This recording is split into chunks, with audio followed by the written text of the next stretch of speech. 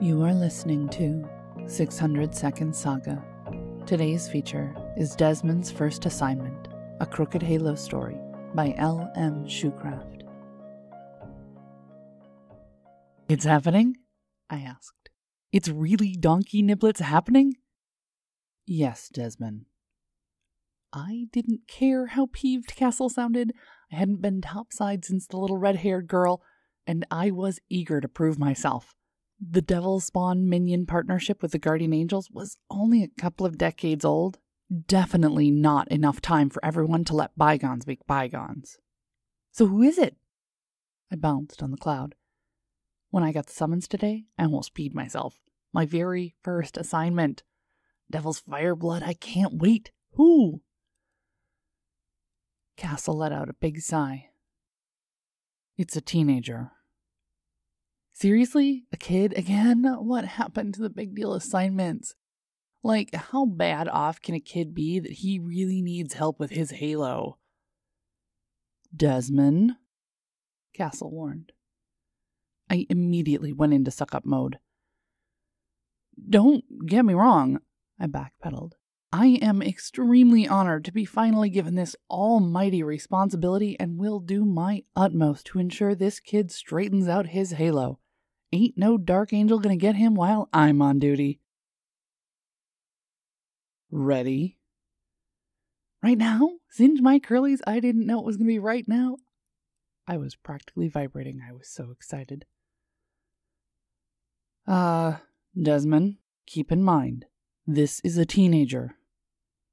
Castle reprimanded. Right, watch my mouth. My lips are sealed. You have nothing to worry about. I've got this. Ready?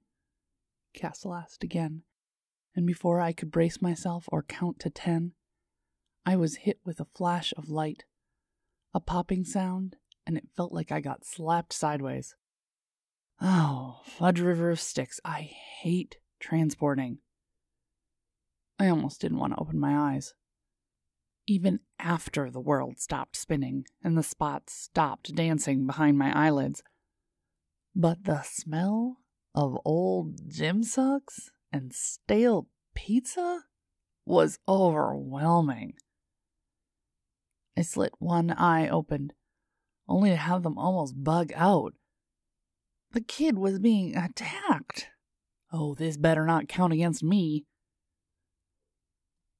I'd landed in a pile of clothes and was staring up at one scary dark angel. Oh, shiitakes, I know that guy. No fairy flippin' demon way. That's Damien O'Rourke.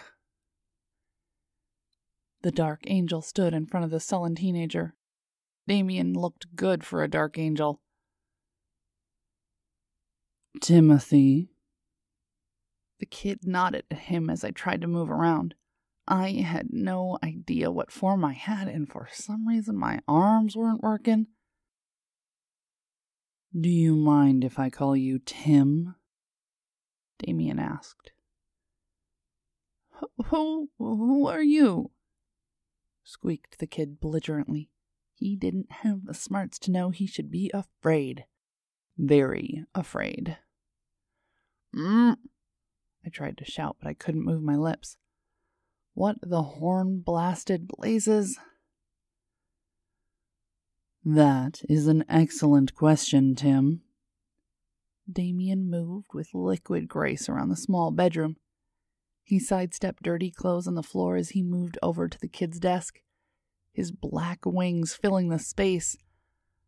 I stared up at the tips of his wings, a shiny red that looked like they had been dipped in blood. I tried again and whimpered in pain. Why couldn't I talk? I struggled to move and finally gave up, looking for a mirror. I need to see what form I'd been assigned.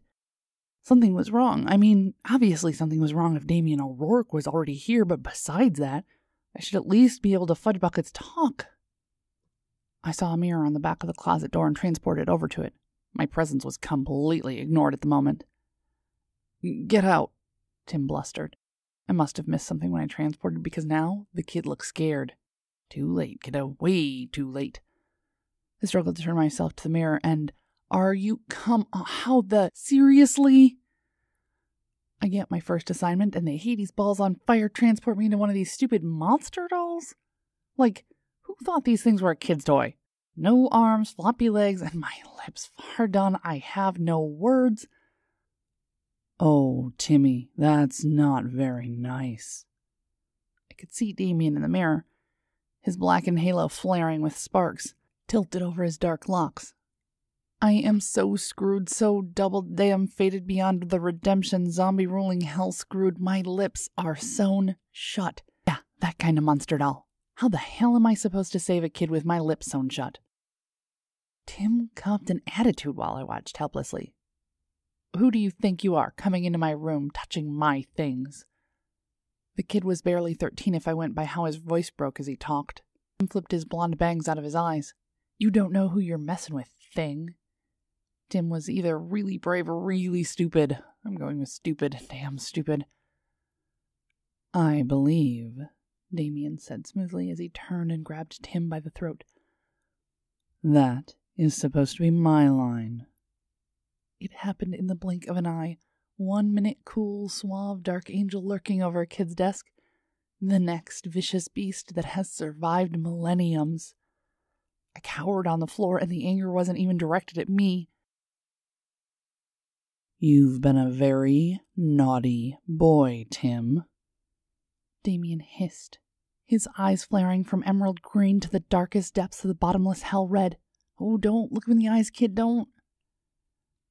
You've been making quite a name for yourself, what with your experiments. Damien sneered, looking at the desk behind him. I strained to look at what he was referring to and saw a small animal impaled on the desk. Oh, that's just nasty. What kind of a sick, twisted kid did they assign me to? Tim struggled to breathe as Damien pulled him closer. Kid gurgled as he tried to talk. I was going to offer you a choice, Timmy. I wasn't sure about it, but it's what I do. Free will and all that. But you... No. Damien's lip curled in distaste. His halo burst into flames as his wings spread out behind him, the hand around Tim's throat glowing red. You, Timmy, you deserve the same choice you gave your experiments. Timmy's hands clawed at Damien's grip around his throat, his eyes bulging as a high-pitched, keening wail rose from his chest. Damien's eyes swirled as the hell sentence of 1,000 tortures. Timmy's death scream choked off as he suddenly exploded, bits of bone and other things flinging all around the room. I gagged in horror as pieces of his flesh landed on my form. The sudden silence was oppressive.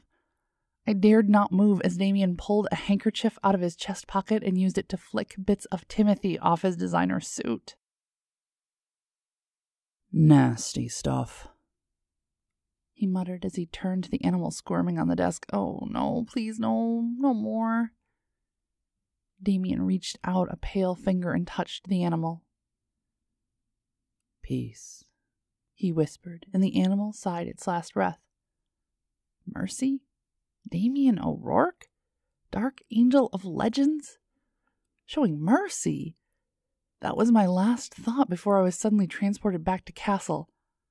I had failed on epic proportions before I could even begin. This was Desmin's first assignment, a Crooked Halo story by L M Schukraft. L M Schukraft has a bachelor's degree in English creative writing, along with an associate's degree in biological sciences. She lives in upstate New York with her adventurous toddler son. She is an avid reader of paranormal, mysteries, romances, both historical and contemporary. Ms. Schukraft has written a few blog posts reviewing entertainment, including books, television shows, and movies. Ms. Schukraft enjoys reading books that make her laugh out loud with characters that stick with you long after the book is ended. Even Halos Can Be Crooked is her first published novel in the Crooked Halo series. She is looking forward to writing her next book in the Crooked Halo series. Check our show notes for links. Music is provided by Mads. Learn more about 600 Second Saga, our authors, how to submit your flash fiction, and how to support the podcast in the show notes. This has been Mariah Avix and 600 Second Saga.